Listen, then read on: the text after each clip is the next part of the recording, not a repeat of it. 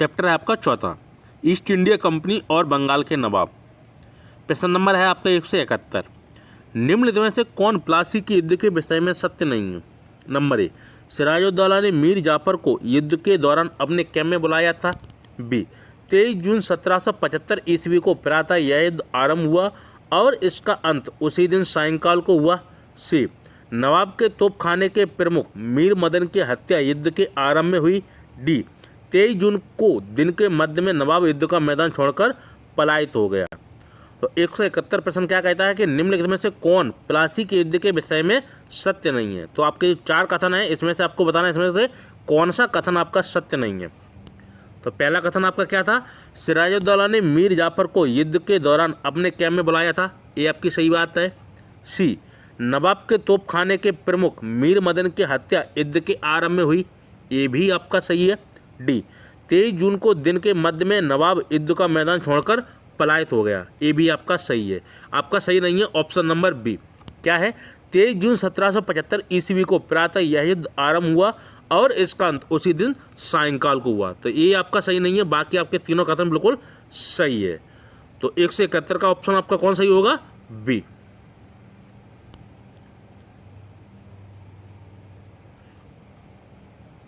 अगला प्रश्न आपका 172। निम्नलिखित घटनाओं का सही क्रम में नियोजित कीजिए। नंबर ए, क्लाइव द्वारा बिहार, बंगाल, उड़ीसा की दीवानी प्राप्त करना। नंबर 2, क्लाइव का भारत में पुनरागमन। तीसरा, नियामत अधिकार नवाब को स्थानांतरित करना। चौथा, अपना अधूरा कार्य छोड़कर वापस जाना। तो निम्नलिखित घटनाओं का सही क्रम में नियोजित कीजिए। तो आपके क्लाइव के बारे में 4 कथन दिए गए हैं। आपको सबसे पहले क्लाइव का कौन सा कार्य होता है वह आपको क्रम से बताना है। तो सबसे पहला क्लाइव का क्या कार्य है? अपना अधूरा कार्य छोड़कर वापस जाता है। कहाँ पे? इंग्लैंड में। सेकंड नंबर पे है आपका क्लाइव का भारत में पुनरागमन। दूसरे नंबर पर क्या कार्य करता है? भारत में पुनरागमन। तीसरे नंबर पर है क्लाइव द्वारा बिहार, बंगाल, उड़ीसा की दीवानी प्राप्त करना। और चौथे स्थान पर है आपका निजामत अधिकार नवाब को स्थानांतरित करना। तो सबसे पहले क्लाइव का क्या कार्य होता है? अपना अधूरा कार्य छोड़कर वापस जाता है। सेकंड नंबर पर है क्लाइव का भारत में पुनरागमन। थर्ड नंबर पर है आपका क्लाइव द्वारा बिहार, बंगाल, उड़ीसा की दीवानी प्राप्त करना। और फोर्थ में आखिर में क्या कार्य उसका? निजामत अधिकार नवाब को स्थानांतरित करना। तो आपका ऑप्शन नंबर इसमें कौन सही है? वह है सी, 4, 2, 1, 3। तो 172 का ऑप्शन आपका क्या सही होगा? सी, 4, 2, 1, 3।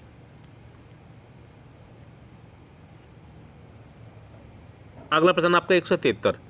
इलाहाबाद की संधि के बारे में निम्नलिखित में से कौन से कथन सही नहीं है? तो इलाहाबाद की संधि के बारे में आपके कथन दिए गए हैं, तो आपको बताना है इसमें कौन से कथन आपका सत्य नहीं है। पहला कथन है आपका, मुगल सम्राट ने एक फरमान के द्वारा ईस्ट इंडिया कंपनी को बंगाल, बिहार और उड़ीसा की दीवानी औपचारिक रूप से अनुदत्त की। सेकंड, इस पर वर्ष 1765 में हस्ताक्षर किए गए। किस पर? इलाहाबाद संधि पे। सी, 50 लाख रुपए के भुगतान पर अवध इसके नवाब को लौटा दिया गया। डी, बनारस तथा आसपास का इलाका अवध से अलग कर शाह आलम द्वितीय को सौंप दिया। तो इलाहाबाद की संधि के बारे में आपके 4 कथन में से कौन सा कथन सही नहीं है? तो वह आपको बताना है इसमें कौन सा कथन सत्य नहीं है। तो वह कथन सत्य नहीं है आपका ऑप्शन नंबर डी, बनारस तथा आसपास का इलाका अवध से अलग कर शाह आलम द्वितीय को सौंप दिया। तो ये आपका कथन सही नहीं है। बाकी 3 कथन आपके सही है। कौन कौन से? नंबर ए, मुगल सम्राट ने एक फरमान के द्वारा ईस्ट इंडिया कंपनी को बंगाल, बिहार और उड़ीसा की दीवानी औपचारिक रूप से अनुदत्त की।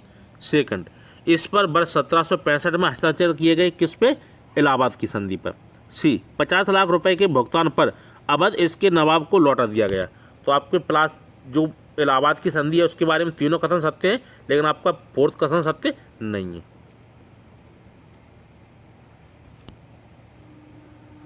अगला प्रश्न आपका 174। निम्नलिखित में से कौन सा एक कथन अगस्त 1765 में संपादित इलाहाबाद की संधि के विषय में असत्य है? यानी कि जो 1765 में इलाहाबाद की संधि हुई थी उसके बारे में आपके कथन दिए गए हैं और उसमें से एक कथन आपका असत्य है। वह कथन आपको बताना है इसमें से कौन सा कथन असत्य है। पहला कथन है आपका, मुगल सम्राट शाह आलम द्वारा बंगाल, बिहार और उड़ीसा प्रांतों की दीवानी का अधिकार ब्रिटिश ईस्ट इंडिया कंपनी को इस संधि से प्राप्त हुआ। किस संधि से? इलाहाबाद की संधि से। बी, इसमें 11 उपबंध थे इलाहाबाद संधि में। सी, इस संधि द्वारा कड़ा और इलाहाबाद को छोड़कर संपूर्ण अवध शुजाउद्दौला को दे दिया गया। फोर्थ है आपका, युद्ध के हार जाने के रूप में शुजाउद्दौला संधि के निष्पादन के तत्काल बाद 50 लाख रुपए एक ही किस्त में अंग्रेजों को देने हेतु सहमत हुआ। तो आप में इसमें से कौन सा कथन आपका सत्य नहीं है वह आपको इसमें से बताना है। तो पहला सही है, सेकंड सही है और थर्ड भी सही है। तो आपका सही नहीं है ऑप्शन नंबर डी। युद्ध के हार जाने के रूप में शुजाउद्दौला संधि के निष्पादन के तत्काल बाद 50 लाख रुपए एक ही किस्त में अंग्रेजों को देने हेतु सहमत हुआ। तो ये आपका कथन सत्य नहीं है, बाकी आपके तीनों कथन इसमें सत्य है। किसमें? इलाहाबाद की 1765 की जो संधि के बारे में। तो 174 का ऑप्शन आपका कौन सही है? डी।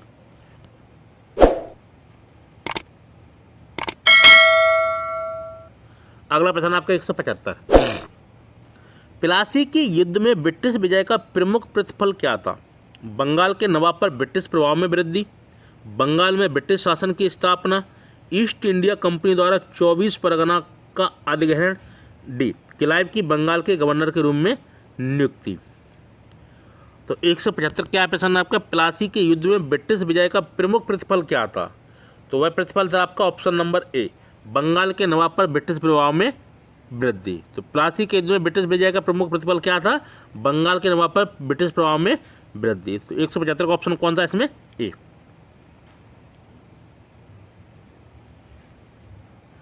नेक्स्ट प्रश्न, प्लासी का युद्ध मैदान कहाँ स्थित है? आंध्र प्रदेश में, बिहार में, उड़ीसा में, पश्चिम बंगाल में। तो प्लासी का जो मैदान है वह कहाँ पे स्थित है? वह स्थित है आपका पश्चिम बंगाल में। तो जो प्लासी का मैदान है ये कहाँ पे स्थित है? आपका पश्चिम बंगाल में। अगला प्रश्न आपका 177, प्लासी की लड़ाई किन किन के बीच हुई? डुप्ले एवं क्लाइव के बीच, क्लाइव एवं मीर जाफर, डुप्ले एवं हैदर अली, सिराजुद्दौला एवं ईस्ट इंडिया कंपनी। तो प्लासी की जो लड़ाई हुई थी वह किन के बीच हुई थी? वह हुई थी सिराजुद्दौला एवं ईस्ट इंडिया कंपनी के मध्य। तो 177 का ऑप्शन आपका कौन सा सही है? डी। तो प्लासी की लड़ाई किन किन के बीच हुई थी? सिराजुद्दौला एवं ईस्ट इंडिया कंपनी के मध्य। अगला प्रश्न आपका, प्लासी किस नदी के किनारे स्थित है? हुगली, गंगा, भागीरथी, दामोदर। तो जो प्लासी का मैदान स्थित है वो किस नदी के किनारे स्थित है? वह है आपका भागीरथी नदी के किनारे, ऑप्शन नंबर सी। तो 178 का ऑप्शन आपका कौन सही है? सी। अगला प्रश्न आपका 179, सिराजुद्दौला लॉर्ड क्लाइव द्वारा परास्त हुआ था किस युद्ध में? बक्सर के युद्ध में, प्लासी के युद्ध में, मुंगेर के युद्ध में या बांडीवास में? तो सिराजुद्दौला लॉर्ड क्लाइव द्वारा परास्त हुआ था वो किस युद्ध में हुआ था? वह हुआ था आपके प्लासी के युद्ध में, ऑप्शन नंबर बी। तो 179 का ऑप्शन क्या है आपका? बी।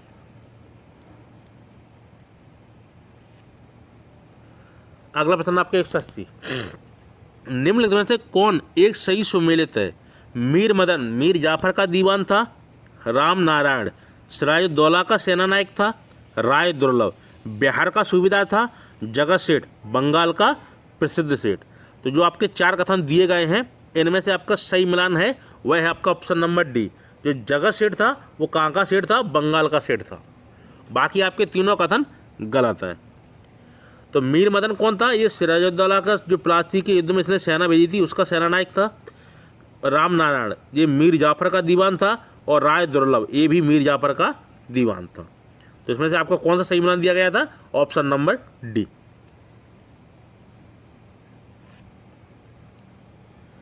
अगला प्रश्न आपका 181, प्लासी के युद्ध में सिराजुद्दौला के साथ विश्वासघात करने वाले दो व्यक्ति थे, मीर जाफर तथा राय दुर्लभ, मीर जाफर तथा चंपत राय, मीर जाफर तथा अमीचंद, उपरोक्त में कोई नहीं। तो प्लासी के युद्ध में सिराजुद्दौला के साथ विश्वासघात करने वाले दो व्यक्ति थे, वह व्यक्ति आपके कौन थे? वह थे आपके option number A, Mir Jafar तथा राय दुर्लभ। इन्होंने किसके साथ विश्वासघात किया था? सिराजुद्दौला के साथ। किससे मिल गए थे? ईस्ट इंडिया कंपनी से। तो प्लासी के युद्ध में सिराजुद्दौला के साथ विश्वासघात करने वाले दो व्यक्ति कौन थे? मीर जाफर तथा राय दुर्लभ।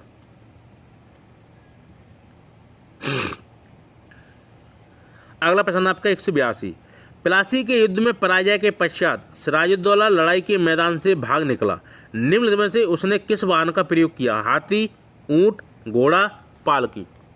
यानी प्लासी के युद्ध के मैदान से जब सिराजुद्दौला भागता है तो किस वाहन के द्वारा भागता है? वह भागता है आपके पालकी के द्वारा। ठीक है, तो 182 का ऑप्शन आपका कौन सही हुआ है? डी।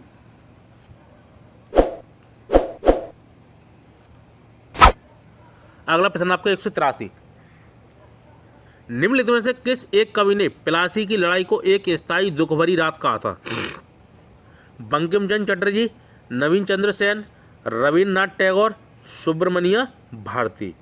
तो किस एक कवि ने प्लासी की लड़ाई को एक स्थायी दुख भरी रात कहा? वह कहा नवीन चंद्र सेन ने। ऑप्शन नंबर इसमें कौन सही है आपका? बी। तो 183 का ऑप्शन क्या है आपका? नवीन चंद्र सेन। इसने क्या कहा था प्लासी के युद्ध को? एक स्थायी दुख भरी रात।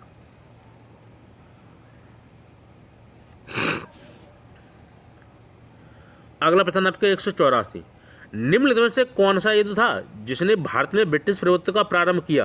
प्लासी का युद्ध, बक्सर की लड़ाई, मैसूर की तीसरी लड़ाई, सन 1857 ईस्वी का स्वतंत्रता संग्राम। तो 184 क्या प्रश्न कहता है आपका? निम्नलिखित में से कौन सा युद्ध था जिसने भारत में ब्रिटिश प्रभुत्व का प्रारंभ किया? तो वह किसने किया था? वह कौन सा युद्ध था? वह था आपका ऑप्शन नंबर ए, प्लासी का युद्ध। ठीक है, तो प्लासी का युद्ध था जिसने ब्रिटिश प्रभुत्व को प्रारंभ किया था।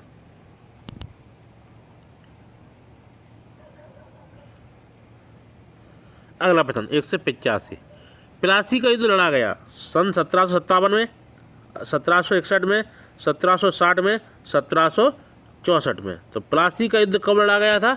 यह लड़ा गया था सन 1757 ईस्वी में। किस किस के मध्य? सिराजुद्दौला और ईस्ट इंडिया कंपनी के मध्य। अगला प्रश्न आपके 186, बक्सर के युद्ध में ईस्ट इंडिया कंपनी की सेना का सेनापति कौन था? Warren Hastings, Clive, Munro, Watson. तो बक्सर के युद्ध में ईस्ट इंडिया कंपनी की सेना का सेनापति था, वह कौन था? तो वह था आपका option number C, Hector Murro. ठीक है, तो मुर्रो कौन संभाल रहा था किस युद्ध में? बक्सर के युद्ध में। ईस्ट इंडिया कंपनी की सेना का नेतृत्व कौन कर रहा था? मुर्रो।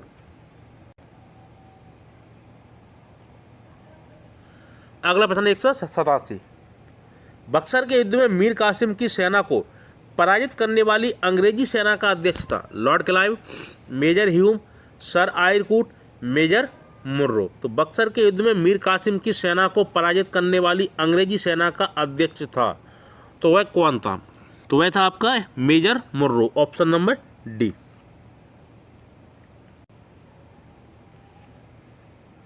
अगला प्रश्न, बक्सर की लड़ाई में अंग्रेजों के खिलाफ किन भारतीय शासकों ने हिस्सा लिया? मीर कासिम, मोहम्मद शाह और शुजाउद्दौला। बी, शाह आलम, शुजाउद्दौला और मीर कासिम। सी, मीर कासिम और शुजाउद्दौला। डी, शाह आलम और मीर कासिम। तो बक्सर की लड़ाई में अंग्रेजों के खिलाफ किन भारतीय शासकों ने हिस्सा लिया था? तो वही लिया था शाह आलम द्वितीय, शुजाउद्दौला और मीर कासिम। तो बक्सर का युद्ध कब हुआ था? 1764 में। तो इसमें कौन कौन शामिल थे? शाह आलम द्वितीय, शुजाउद्दौला और मीर कासिम।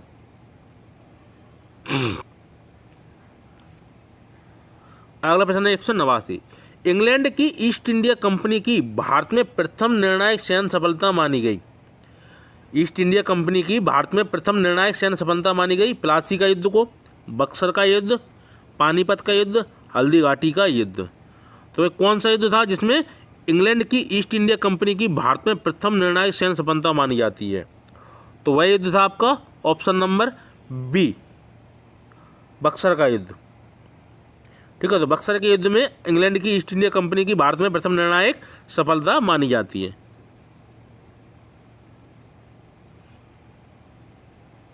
अगला प्रश्न आपका 190, क्लाइव ने कौन सा युद्ध जीता? बक्सर का युद्ध, प्रथम कर्नाटक युद्ध, प्लासी का युद्ध, इन सभी को जीता।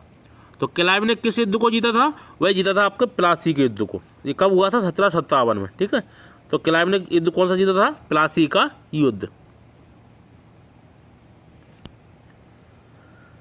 अगला प्रश्न आपका 191, निम्नलिखित में से किस एक ने 1764 के बक्सर के युद्ध में अंग्रेजों से जंग नहीं लड़ी थी? शुजाउद्दौला, मीर कासिम, शाह आलम द्वितीय, मोहम्मद खां बंगस। यानी कि जो बक्सर का युद्ध हुआ था कब? 1764 में। उसमें अंग्रेजों से जंग नहीं लड़ी थी। तो शुजाउद्दौला था, मीर कासिम था, शाह आलम द्वितीय था। तो ये तीनों थे। तो आपका चौथा कौन सा नहीं बचेगा, वो था मोहम्मद खां बंगस। तो इसने भाग नहीं लिया था किसमें, बक्सर युद्ध में।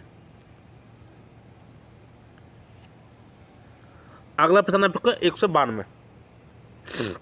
बक्सर का युद्ध अंग्रेज और भारतीय शक्तियों के एक संघ के बीच हुआ था।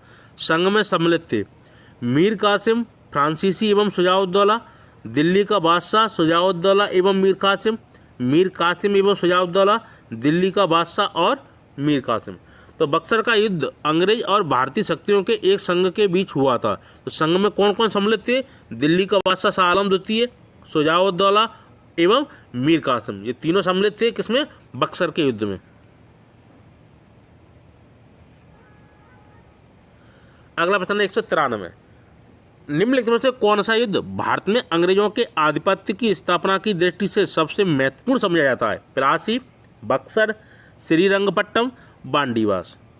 तो 193 प्रश्न क्या कहता है कि निम्नलिखित में से कौन सा युद्ध भारत में अंग्रेजों के आधिपत्य की स्थापना की दृष्टि से सबसे महत्वपूर्ण समझा जाता है। तो कौन सा युद्ध है, तो वह युद्ध है आपका बक्सर का युद्ध, ऑप्शन नंबर बी। तो 193 का ऑप्शन क्या सही होगा, बी। अगला प्रश्न आपका 194। अंग्रेजी ईस्ट इंडिया कंपनी द्वारा लड़े गए निम्नलिखित युद्धों में से कौन सा सर्वाधिक निर्णायक था, प्लासी की लड़ाई, बक्सर की लड़ाई, प्रथम आंग्ल सिख युद्ध, प्रथम आंग्ल मैसूर युद्ध। तो 194 प्रश्न क्या है आपका, अंग्रेजी ईस्ट इंडिया कंपनी द्वारा लड़े गए निम्नलिखित युद्धों में से कौन सा सर्वाधिक निर्णायक युद्ध था। तो वह युद्ध था आपका ऑप्शन नंबर बी, बक्सर की लड़ाई।